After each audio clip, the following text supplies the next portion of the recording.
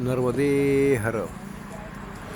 मित्रांनो, आज आम्ही इथे पिपल्या ग्राम तहसील कुक्षीमध्ये मुक्कामी आहोत. हा इथला आश्रम आहे. हे इथले बाबा. इथे आम्हाला संध्याकाळचा मुक्काम आणि भोजन प्रसादी मिळाली. नर्मदे हर. नर्मदे हर बाबाजी. नर्मदे हर. हे सर्व महानुभाव एवढे प्रेमळ आहे ना, यांनी इतक्या प्रेमाने जीव वगैरे घातलं आहे आणि सुंदर असं भोजन पण आम्हाला दिलेलं आहे. घरसारखे आठवण, आणि त्यांचा स्वभाव पण इतका गोड आहे बोलायच्या बाबतीत. इथे या, खरंच एकदम सुंदर सुविधा आहे. इकडे आम्हाला इथे जीव वगैरे घातलं. मी तुम्हाला आश्रमाच्या मधलं चित्रीकरण देतो. हे आश्रमाच्या मध्ये आहे. इकडे यांचं भोजन कक्षालय आहे. इकडे सर्व परिक्रमावासी आहे. आज भोजनामध्ये दाल बाटी, वरण, मिरची, पापड, ताक वगैरे सर्व सुंदर काही, अगदी स्वादिष्ट. आणि ह्या लोकांचा स्वभावच खूप सुंदर, छान, प्रेमळ आहे खूप. नर्मदे हर. आपले लाडके तोती दादा आहे. नर्मदे नर्मदे हर. पाटील साहेब आहेत, तुम्ही ओळखतातच आता. संजय भाऊ, काही बिल्डरचे कामं असतील तर ते करून घ्या.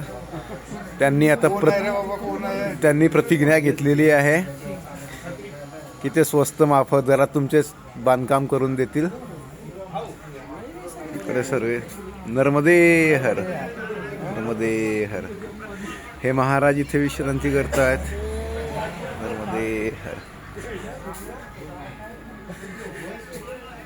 नर्मदे हर. नर्मदे हर.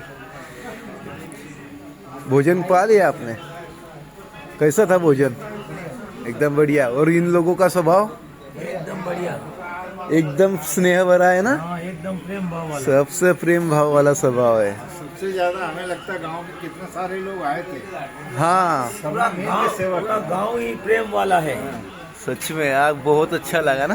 बहुत अच्छा. गांव में एकदम मिलन स्वभाव है.